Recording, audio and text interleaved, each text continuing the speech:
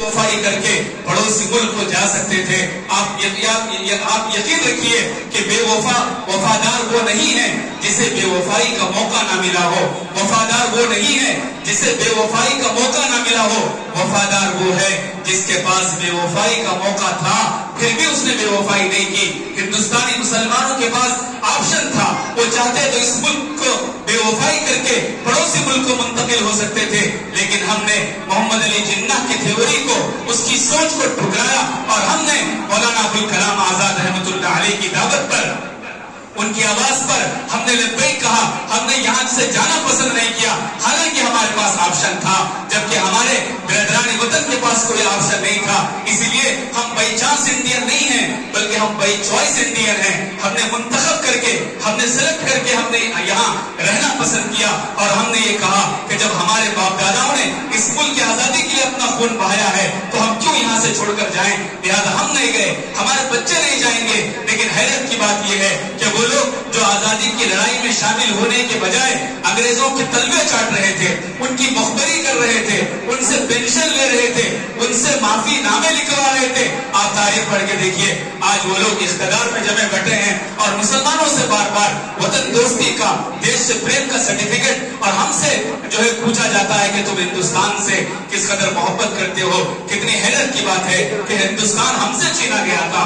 अगर ये बात हकीकत है कि अगर किसी को ये डाउट भी है कि मुसलमानों ने आजादी की लड़ाई में कैसे शामिल हैं, अगर कोई सवाल कर सकता है, उसका आसान जवाब है कि जिस वक्त अंग्रेज इस मुल्क पर कब्जा जमाने के लिए आए थे, यहाँ मुसलमानों की हुकूमत थी, अंग्रेजों ने मुसलमानों से मुल्क छीना था और जिससे चीज छीनी जाती है जाहिर है उसको ज्यादा तकलीफ होती है और वही उस मुल्क को वापस लाने की फिक्र करता है।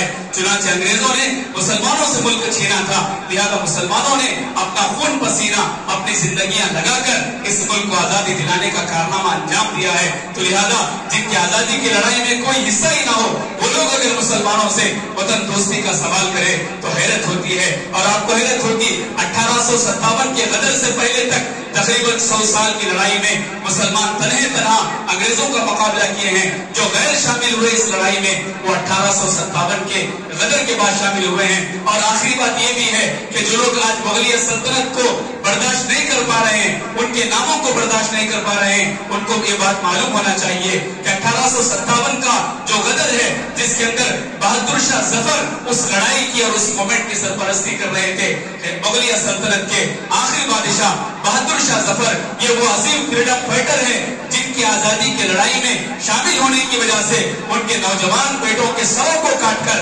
अंग्रेजों ने एक कश में रखकर बहादुर शाह जफर के सामने पेश किया। एक बाप अपने बेटे कटे हुए सरों को, अपने बेटे के कटे हुए सरों को देखकर बहादुर शाह जफर ने कहा था कि तैमूर की औलाद अपने बाप के सामने ऐसे ही सुरखरू होकर आया करती है। मेरे भाइयों, आज उस अजीम मुजाहिद आजादी को भुला दिया गया है। आज मुगलिया सल्तनत के खिलाफ गालियां और बकवास किया जाता है, हालांकि कितना बड़ा रोल इस मुल्क को तामीर और तरक्की में और इस मुल्क को आगे ले जाने में और इस मुल्क को आजादी दिलाने में उनका रहा है। आज उसको भी याद रखने की जरूरत है। बात खत्म करने से पहले खुलासा बस इतना है, गैरों से तो शिकवा नहीं है, शिकवा अपनों से है कि वो हमेशा अपने पास्ट को याद रखें। जो कौम अपने पास्ट को याद नहीं रखती है, उस कौम का कोई प्रेजेंट और फ्यूचर नहीं होता। इसलिए अपनी हिस्ट्री को याद रखना, अपनी माजी को याद रखना लाजमी है। खुदावंद मुझे आपको, सारे आलम इंसानियत को अपनी हिस्ट्री याद रखने की तौफीक अता फरमाए।